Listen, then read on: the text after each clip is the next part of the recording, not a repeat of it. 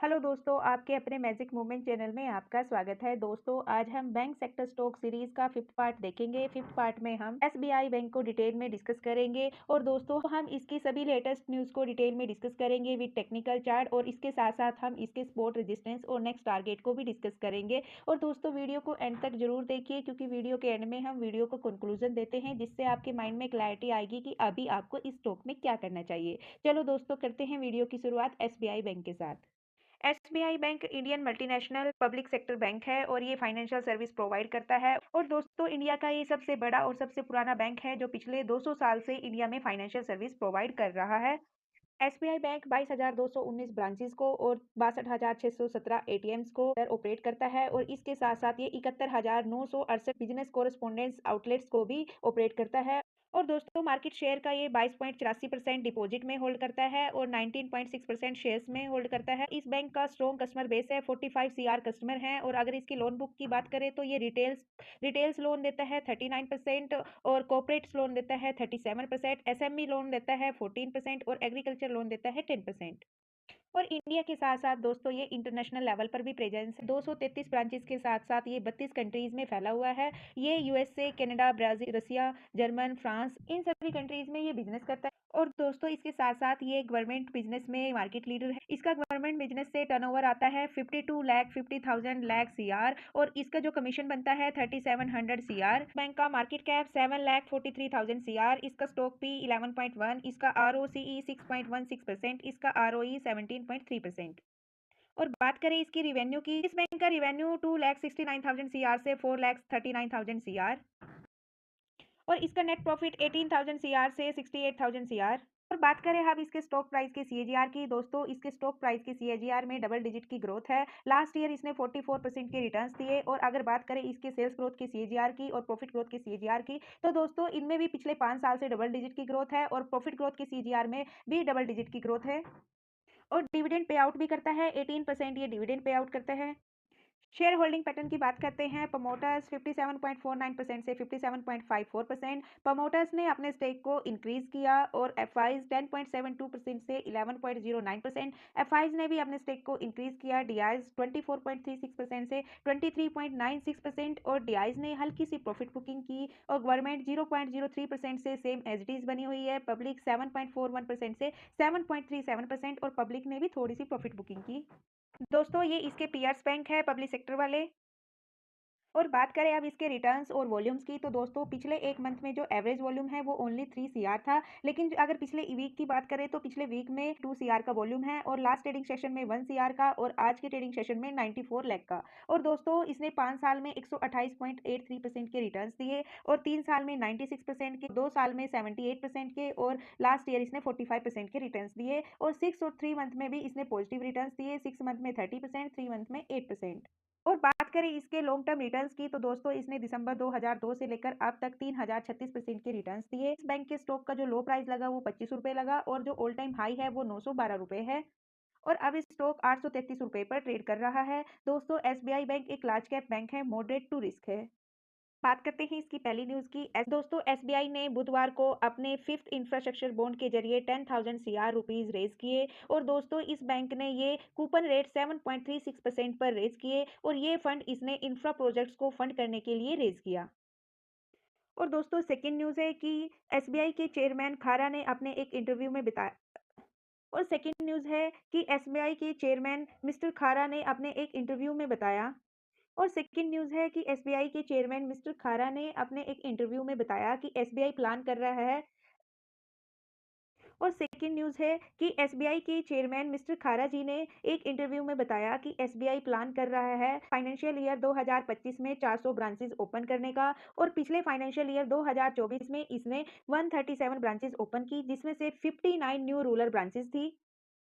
और third news भी discuss कर लेते हैं। दोस्तों, थर्ड न्यूज है फॉरेन ब्रोकरेज नमोरा इंडिया ने अपने टॉप बैंकिंग पिक्स में SBI bank, Federal bank, ICICI bank और कोटक बैंक को ऐड किया, और एक्सिस बैंक को ड्रॉप किया। दोस्तों, ये न्यूज हमने अपने पार्ट 3 में भी डिस्कस की थी।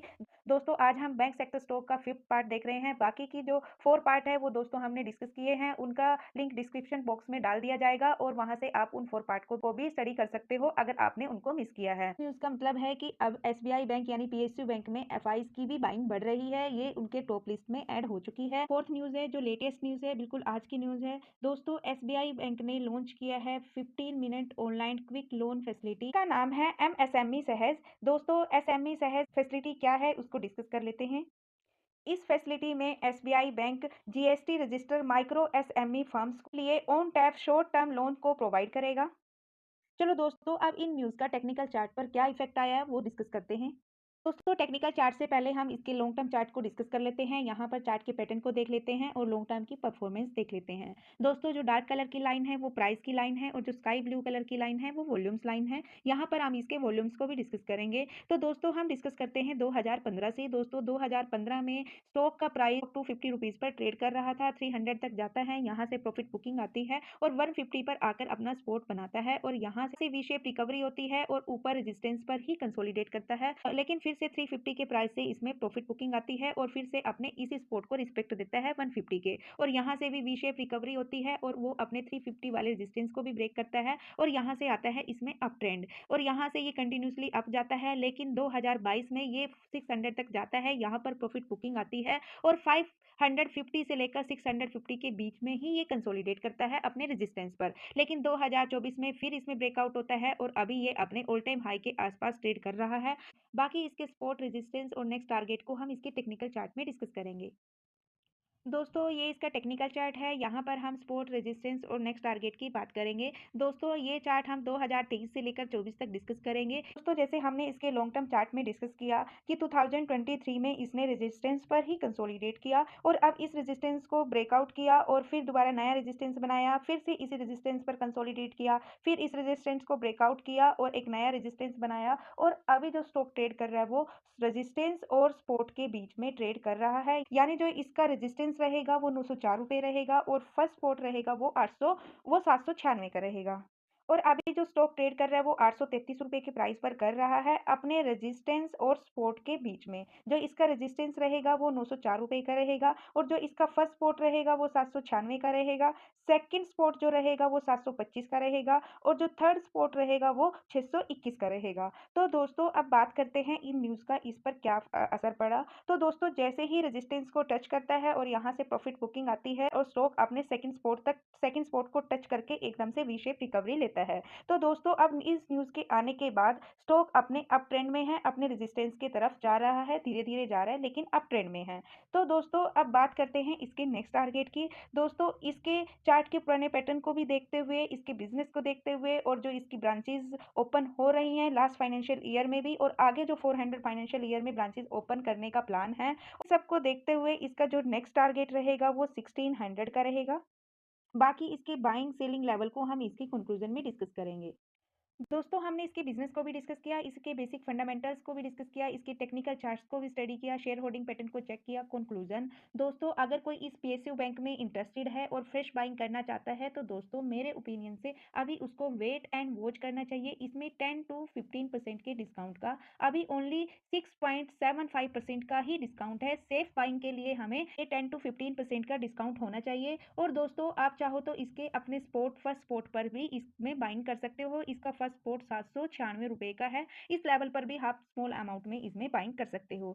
और दोस्तों अगर किसी के पास इस बैंक का स्टेक है और प्रॉफिटेबल है और प्रॉफिट बुकिंग करना चाहता है तो दोस्तों वो भी वेट एंड वॉच करे इसकी Q1 के रिजल्ट का, जो कि अच्छे आने की उम्मीद है। और दोस्तों आप चाहो तो इसको लॉन्ग टर्म के लिए भी होल्ड रख सकते हो। लार्ज कैप कंपनी है, पीएसयू स्टॉक है और मॉडरेट टू रिस्क है। लेकिन दोस्तों ये वीडियो एजुकेशनल पर्पज से है, मेरी तरफ से किसी भी स्टॉक के लिए कोई रिकमेंडेशन नहीं है। तो दोस्तों ये थी एसबीआई बैंक की कंप्लीट स्टडी। दोस्तों अगर आपको वीडियो अच्छी लगे, पसंद आए, यदि आपको इसमें से कुछ सीखने को मिला तो प्लीज़ इस वीडियो को लाइक कीजिए, शेयर कीजिए और चैनल को सब्सक्राइब कीजिए और बेल आइकन को प्रेस कीजिए। और दोस्तों यदि आपको इस वीडियो में कुछ कमी नजर आए तो प्लीज़ उसका फीडबैक दीजिए, कमेंट कीजिए। मुझे आपके फीडबैक और कमेंट का इंतजार रहेगा। मिलते हैं दोस्तों बैंक सेक्टर स्टॉक सीरीज के पार्ट 6 में। तब तक के लिए बाय दोस्तों। प्लीज भाई लाइक कर दो।